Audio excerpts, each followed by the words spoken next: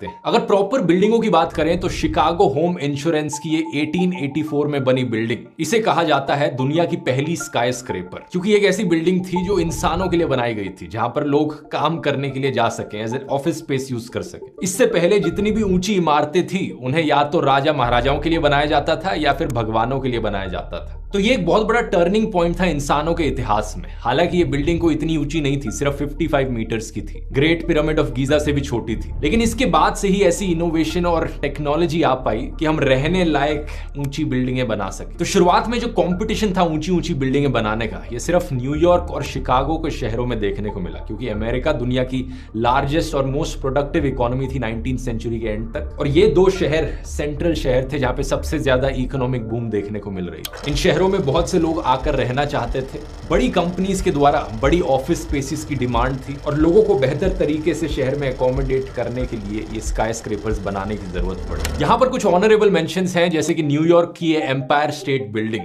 जो साल 1931 से लेकर 1971 तक दुनिया की सबसे ऊंची बिल्डिंग बनी रही थी। 40 साल तक इसने ये रिकॉर्ड को होल्ड किया, और अगर मॉडर्न जमाने में कंपेयर करोगे तो इसने इस रिकॉर्ड को सबसे ज्यादा समय तक होल्ड किए रखा। 1971 में इसको बीट किया न्यूयॉर्क की ही एक और बिल्डिंग ने, जो कि थी World Trade Center at 417 metres. Empire State Building के 381 मीटर से 9% ज्यादा। साल 1998 में ये कंपटीशन अमेरिका से बाहर निकला और एशिया की तरफ शिफ्ट हुआ, जब कुआलालंपुर में बनाए गए the Petronas Towers at height of 452 metres. इन्हें साल 2004 तक वर्ल्ड टॉलेस्ट बिल्डिंग का दर्जा दिया गया, जिसके बाद ताइपाई 101 ने इन्हें बीट किया, और 2009 में सबसे बड़े मार्जिन से बुर्ज खलीफा ने इन सबको बीट कर दिया। 510 मीटर से सीधा 828 मीटर्स की छलांग। एक्चुअली शुरू में जब बुर्ज खलीफा की प्लानिंग करी जा रही थी तो इसकी इनिशियल प्रपोज्ड हाइट 550 मीटर तक रखी गई थी। प्लानिंग के वक्त धीरे धीरे कहा गया कि नहीं, और बढ़ा देते हैं और बढ़ा देते हैं, और इतनी बढ़ा ली।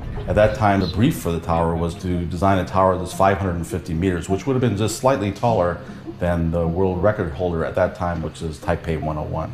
We learned as we got into the project that we could go higher, and there was a desire to go higher and not only break the record by a little bit, but to really break it by a big margin. Reason था कि Dubai का जो downtown area होगा, ये building उसकी centrepiece attraction होगी। 1990s से पहले असल में बात क्या है, दुबई बेसिकली एक फिशिंग और पर्ल डाइविंग का गांव हुआ करता था, जिसने रिसेंटली तेल डिस्कवर किया था। लेकिन लेट 1990s और अर्ली 2000 तक आते आते दुबई के लीडर्स चाहते थे कि वो अपनी इकोनॉमी को डाइवर्सिफाई करें, तेल पर डिपेंडेंस से आगे बढ़े। वो चाहते थे कि दुबई एक इंटरनेशनल टूरिज्म हब बन जाए। इसे इंटरनेशनल अटेंशन देने के लिए और इन्वेस्टमेंट लाने के लिए यहाँ कुछ इन्हें ऐसा करना था जिससे कि पूरी दुनिया हैरान होकर रह जाए। बुर्ज खलीफा इतनी लंबी बिल्डिंग है दोस्तों कि अगर आप इसके ऊपर से नीचे तक छलांग लगाओगे तो आपको 13 सेकंड लग सकते हैं नीचे आने में, अगर कोई एयर रेजिस्टेंस ना हो। अगर आप हवा को और एयर रेजिस्टेंस को अकाउंट में लेकर चलोगे तो ऊपर से कूद कर नीचे तक आने में आपको 20 सेकंड तक का समय लग सकता है। बुर्ज खलीफा इतनी ऊंची है कि अगर आप इसके नीचे खड़े होकर सनसेट देखोगे और जल्दी से लिफ्ट लेकर ऊपर तक पहुंच जाओगे तो आप सनसेट को दोबारा देख सकते हो। इस पूरी बिल्डिंग को बनाने में 1.5 बिलियन डॉलर्स की कॉस्ट पड़ी, 12,000 से ज्यादा वर्कर्स लगे, जो कि 100 अलग अलग नेशनैलिटीज से आए थे, और 22 मिलियन मैन आवर्स।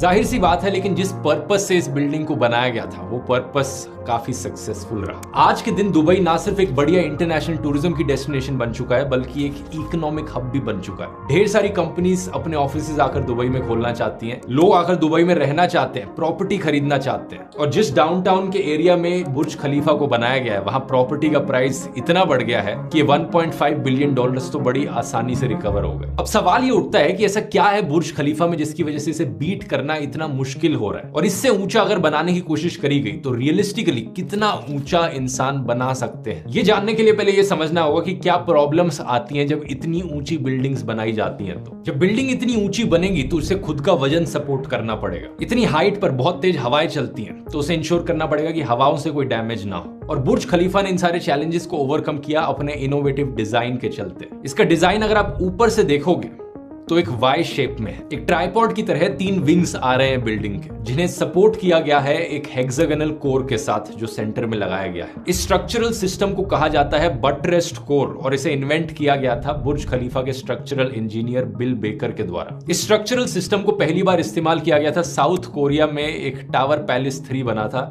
जिसकी हाइट 264 मीटर्स थी। उसके सक्सेस के बाद आर्किटेक्ट्स ने रियलाइज किया कि एक्चुअली में अगर हम इस सिस्टम को इस्तेमाल करेंगे तो बहुत ऊंचा जा सकते हैं।